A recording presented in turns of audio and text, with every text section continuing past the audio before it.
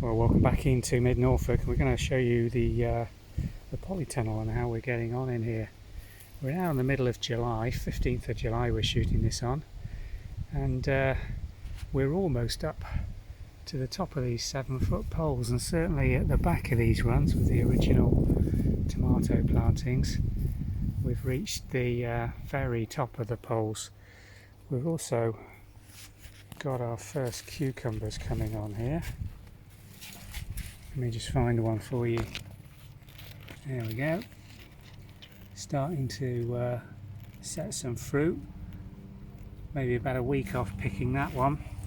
The beans that we've had in the base of the front of the Polytunnel really have been fruiting really nicely. I've been cropping these green beans as baby beans, not waiting for them to get too large, but as you can see they're getting away from us a little bit at the moment. We're eating beans most days, but a fantastic crop coming on these early ones. They only in the end were around about a week earlier than the plants outside, but this summer's been so warm that I'm not overly surprised by that, and I'm sure in a colder season we'd be far further on in here than outdoors. But just have a look at some of the tomatoes we've got growing here. Plum tomato variety, a self-collected seed and sown here, but the length of these trusses of tomatoes, and as you can see we're starting to get some ripening here. I'm taking out all the side shoots that are developing on a lot of these tomatoes. Some of them we've missed, particularly in the middle of these plantings. I'll take criticism that we planted these tomatoes extremely close together for this year. Having said that, we've not put any feed onto these beds at all. They're growing through mushroom compost, which was freshly spread on this newly constructed polytunnel back in first week in May.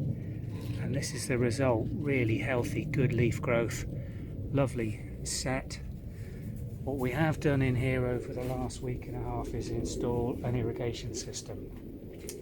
We had a hose pipe running through into here, and I was watering it manually each morning, and that's starting to take a little bit of time, particularly now we've got all the borders planted up. You see the last things to get planted in this far corner where we did have the potting bench and seats originally were these aubergines.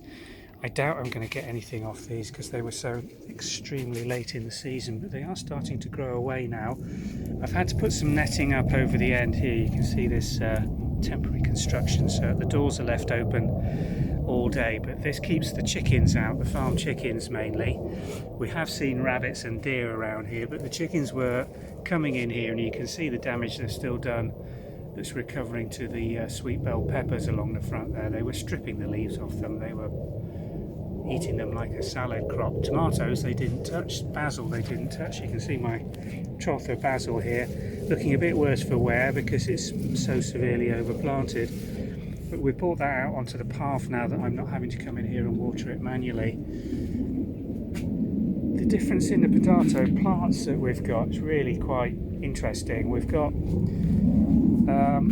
self-collected seeds, but just look at this variety. I think it's called Mazzano. I think it's going to be a really long, like a bell pepper shaped tomato. If I remember rightly, they're about 6 inches long, pointed, and like a plum tomato, but twice the size of what you think of as a normal plum tomato. But the leaves on these things are just incredible. Look at this one. That's quite typical. They grow in this elongated fashion, massively long, very floppy, I think is the best way to describe this plant.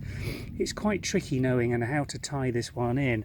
I'm growing them still as cordons, taking out these side shoots that occur in between the leaf nodes. Some of them have got away from us and are growing more as multi-stem plants. For instance, this one, I don't think this is Mazzano. I think this is just a little old plum tomato. But I'm growing this as a multi-stem just to see, and maybe let it flop a little bit on here. It was very late being planted out, but it set some fruit in the pot, which kept drying out. So I think by stressing it a little bit, if anything, forced it into setting some early fruit.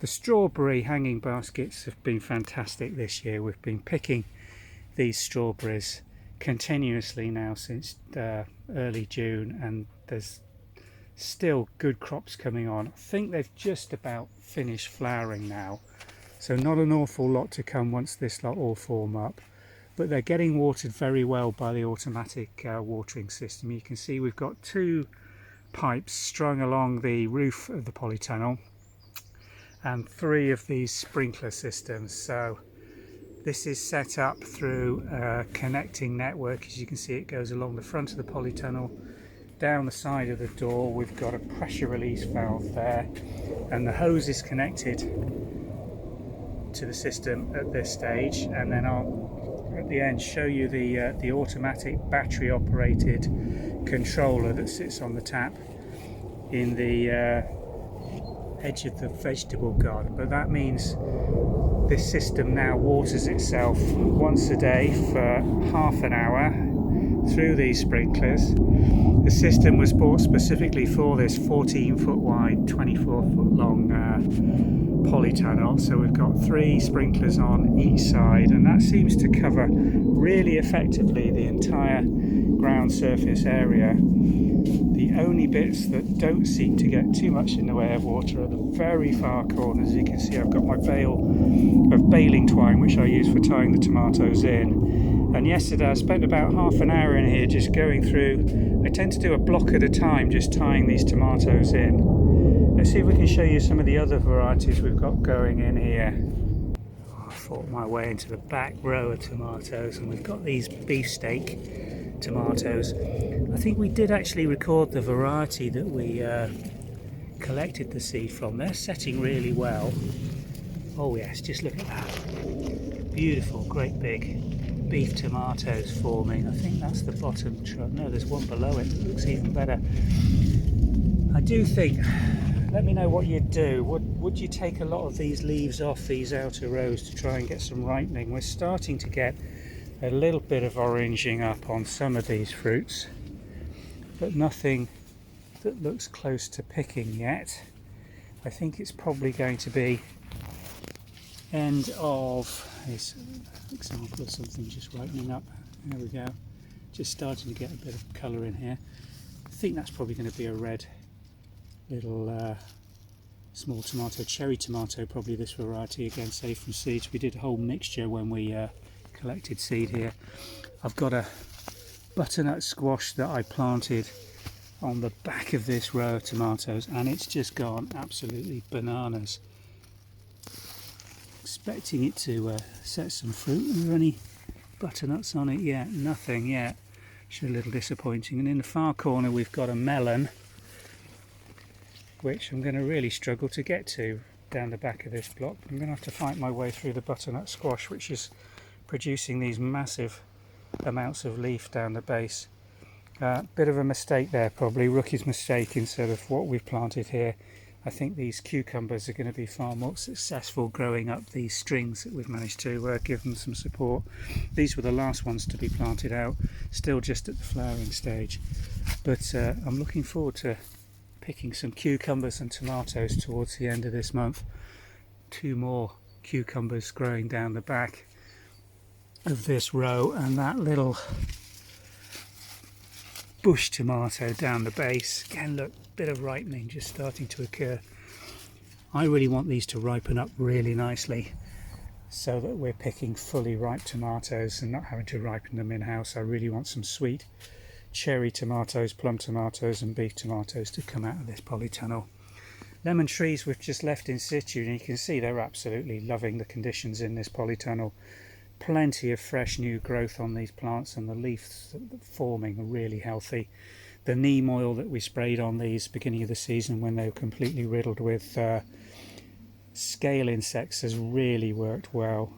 Not had any untoward effects on any of these leaves, and I'm really pleased with the progress. No flowers on these at this stage, which is a little disappointing. I have got my favourite tomato feed that I am trickle feeding these citrus plants to try and encourage some flower formation, but no signs of anything on this stage. A couple of the smaller 2 trees that we've had outside have got some lemons forming on them. Again, we're just leaving those in situ. And the last thing to show you is my chili pepper that again is getting a little lost in its pot back there. Don't want to pick it up and move it because I suspect it's probably rooted through into the mushroom compost. Got these wisteria cuttings that we took earlier in the season growing away in here, and some strawberry runners that are really growing nicely here in these little pots. More of the perpetual strawberries, which will plant up in hanging baskets for next season, when I hope to have a total of 12 of these hanging baskets along this wire that's supporting the irrigation system. Lastly, I'm just going to take you and show you that automatic controller for the irrigation system. And here it is. It just is a battery operated controller. Looks incredibly complicated, doesn't it? But actually you can scan that barcode to get the instructions, because the box it came with didn't have any instructions in it. It was supplied by the same guys that supplied the Polytunnel, this irrigation system. A little annoyingly, they didn't send a battery for it, so I had to go out and get a P3 old-fashioned square battery. But so far, with the connectors I've put on here, and I have spent money on these nice metal connectors, which I find are far more robust. Our water pressure here, being on a borehole, is quite high. It's running at around 4 bar from the pressure tank at the far fields where the borehole pump is sunk. So by the time it gets here, what we were finding with some of the cheaper hose attachments, these were just popping off from the pressure if they were left for any period of time. These metal systems, I think they're made by, I can't remember the name of the company now. It'll come to me. I'll try and put it in comments if I can remember. Packaging's all gone. But they do cost about £12 for a connector like this, but they're well worth it in terms of saving my electricity pumping a burst pipe for 24 hours before I spot it. And this system should mean that we can go away for a couple of days. I've not had to manually water the Polytunnel now for over a week since this was fitted, so overall very impressed with it. I hope you enjoyed this update. We'll keep you posted with further filming in the Polytunnel as we start cropping this season. And if you've got any advice, tips or helpful hints that could guide me in where we go with planting and harvesting over the next couple of months, do let us know in comments. Thanks for watching.